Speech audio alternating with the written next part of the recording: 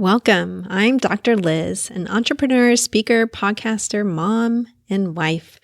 This podcast is about hypnosis, but also about all kinds of ways to help you live your fullest life, to heal, transform, to play the long game and go after the joy. You can see more about me at drlizhypnosis.com. Hop over there to get a free hypnosis file to decrease fear and anxiety, or one to increase emotional stability. They're there just for you. I hope you enjoy the podcast as much as I do. Peace.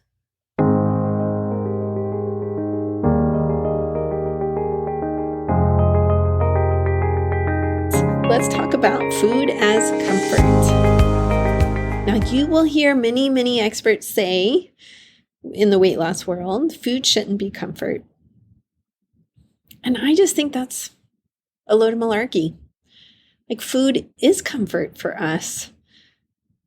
It's hardwired into us for food as comfort. Like when we get hungry as babies, we cry, which is not a pleasant experience. And then we either get changed or held or fed. And if we're hungry and we're crying, then typically we get fed, which feels good. It feels comforting. So that's something we're just born with as mammals. That's it. Some food is comfort. I can tell you for sure, like some food is comfort for the dog that I have, for the kitten, Susu, Soot Sprite, Susu for short, and for the other cat I have, Hazel. Like, yeah, all of them love food, love it. The dog in particular is very food motivated. She will do anything for food. Who knows what happened in her early history? She was a rescue, so I got her about 2 years old or so. But to bring it back to people, we are hardwired for food as comfort. Now, what happens is that sometimes that wiring is a little more so than for others, or sometimes it's shaped by our environment, and so it gets intensified. So if you had a parent that tried to comfort you with food or that used food themselves to comfort themselves, then that's a factor that probably shaped you. I had a mother that used to eat ice cream every single day. Every day of her life, pretty much, she ate ice cream. It was like her snack at night. And there were many years that was my habit as well. I already had my PhD, but I had to go back to take some classes to get licensed. So I had earned the PhD and then got out of the field for about 10 years. I never got licensed right after I earned it, like most people do. And so I was going back into the field and I had to take some classes. And one of them was on addictions. And it was one of the most useful classes I ever took. Rhonda Bowes was the professor's name. I still remember her. And this was in, what year did I take that? Like 2008 or 2009 or something like that I took that class. She was fantastic though. Fantastic addictions professor. And she had us give something up and then journal about it. And I decided to give up ice cream. And went through that whole process and really journaled about it. And one of my cats died around that time. And it was just so sad for me to do that without the comfort, quote unquote, of ice cream. I still remember that. She was not happy with my very extensive journal, by the way. She's like, Dr. Bonet, you get the award for the longest journal. And my partner was not very happy that I read the whole thing, that I had to read the whole thing. But it was just very apparent to me once I did that this was something that was a comfort in my life and that I had learned that behavior from my mother, who also did that. From an eating disorders perspective, eating disorder therapists, we do not recommend that you use food when you're raising children for comfort or reward or punishment. Like, don't take away dessert as a punishment for something, or don't say, oh, if you do that, you'll get a cookie. You try to find something else that's not food to help set them up for a healthier relationship with food so that they don't do that to themselves later either. But having said that, I had a colleague who was a child psychologist, PhD level, very, very good psychologist and very well known. You can bet your ass that I'm getting on the treadmill for 30 minutes or 45 minutes so that I can have a piece of cake. Okay. So she's like, food is a reward. And yeah, it motivates us to do all kinds of things sometimes.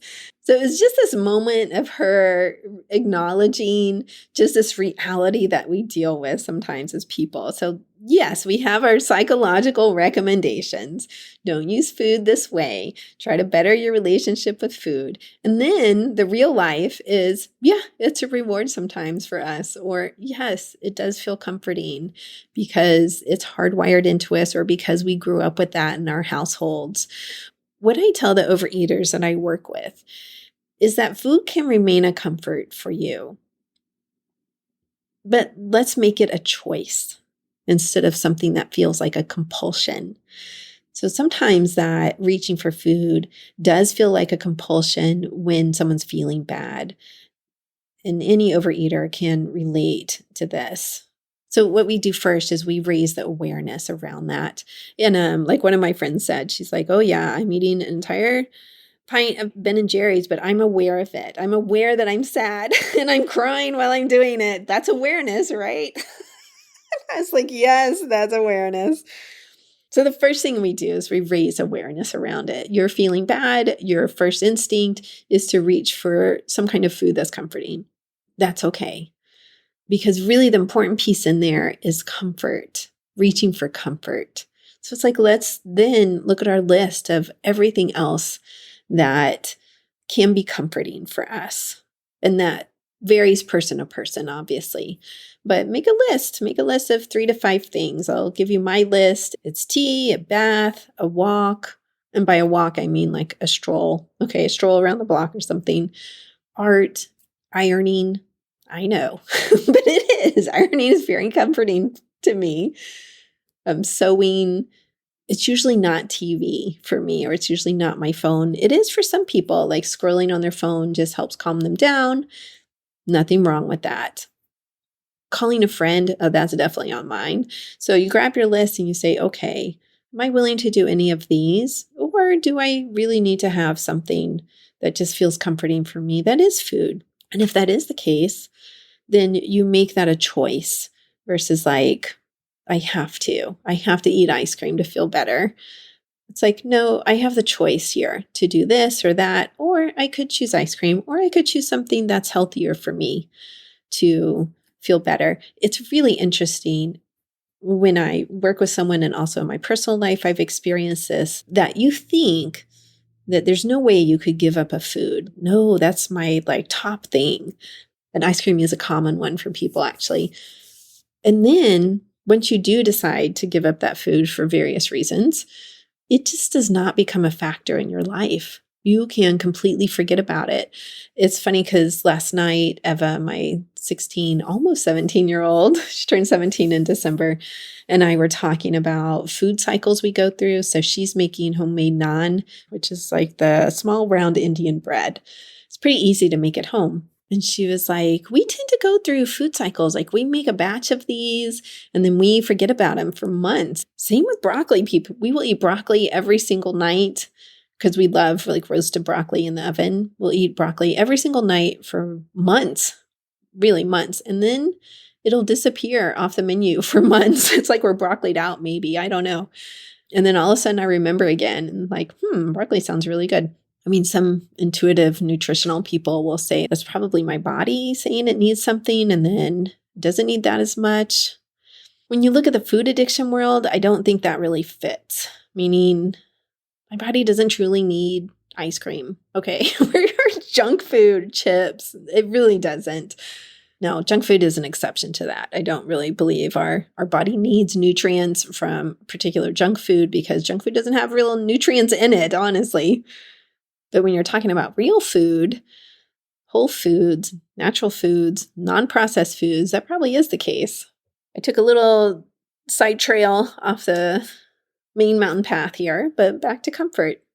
Drop the shoulds around it. That food shouldn't be comforting. Absolutely it is.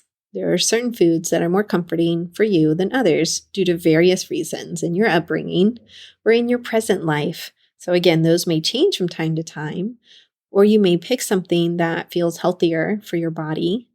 But absolutely, food is comfort. There's the Nordic countries who have the concept of Hygge I'm not saying it properly. I'm sure my friend can say it much better. It's spelled H as in Harry, Y, G as in go, E. So Hygee, Hygee. I read a couple of books about this earlier in the year, and it's all about how to set up your home for comfort and these different rituals the Nordic countries have for comfort and how to make a really cozy space. And food is all over those books, okay? Particular pastries or hot chocolate or mulled wine or tea. It is absolutely in there. I think it's such a big difference from the US where we're all about like giving up stuff all the time. Like, what are you giving up and what are you doing this and what are you cutting out and what kind of diet are you following? Or what kind of lifestyle, quote unquote, are you following? Versus when I read more about the Nordic countries or talk to my friends from those countries, I know a couple of people, it's almost like they're more about adding, like, what can you do to help yourself feel cozy, help the home feel cozy? What kind of pillows can you get, or candles, or books, or pastries? What can you add? I find it a really interesting difference, but it's also something to keep in mind. Now, if you feel like you're always reaching for food to comfort rather than being able to do other things as well or in place of, and it feels compulsive to you, like I have to do this, I have to eat this to feel better or to numb the feelings, then I really suggest that you get some help around that. Whether that's hypnosis or therapy, or you do an online program, something like that, so that it doesn't feel bad to you anymore, so that it does feel like a choice that you're making, so that your body feels healthier.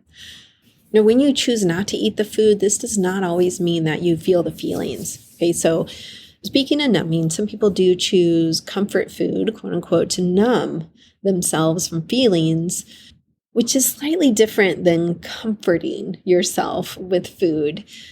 Numbing is a way of comforting yourself, really. It's like if we could get to real comforting where you feel more stable, emotionally okay, all of that, that's actually not numb. So numb is a stage of comforting. It's really a sidestep to comforting in my mind. It's not true comfort. It's really just like, I don't want to feel this stuff. And sometimes people do use food to do that, overeaters or bingers. So when they're working on that, I actually don't recommend that you feel your feelings all the time. Instead, I know it's funny for like a psychotherapist to say, and I put up a video on YouTube if you want to go check it out just about this. If it's too hard to feel your feelings, if you feel overwhelmed by this urge to eat in order to numb, in order to not feel the feelings, try doing something else instead of feeling the feelings or instead of eating. Okay, detach yourself from the situation if you can, or whatever it is you're facing. Distract yourself and decompress. So do something else other than eat to distract yourself, and do something to help yourself decompress. That means bring the stress level down. That may be journaling or something active, like going out for a walk or a run or the gym or something like that. That may be holding up on the couch, watching or YouTube on your phone or TikToks. I don't know, whatever it is. Know that that's a wave that's coming and going, those feelings, and that they're going to pass. So you're not required to feel them. But when you're really working on not reaching for food to numb, then you've got to do something in that in-between space until they do pass, or until it's a better time to feel them. So it's not always like great times to feel feelings when they come up. Let's say you're in the middle of a pretty intense situation or a crisis or something like that. It's not like, oh, feel all your feelings. No, that's not going to happen. Sometimes you do have to like shut them down, keep it together, handle what's going on, and then look at them later and let them come up later. But also have a plan for that. Like, all right, I am going to look at this later, and this is my plan. If you're working on not overeating or having food be a choice for comfort, then you want your little plan written out somewhere for you to look at it. Whether that's your phone or notebook or on the kitchen cabinets or somewhere like that. Somewhere where you can actually look at it and then choose something to do off of that. All right, everyone, I hope this gives you some perspective around food being comfort. And I hope you're healthy and happy and safe. Peace.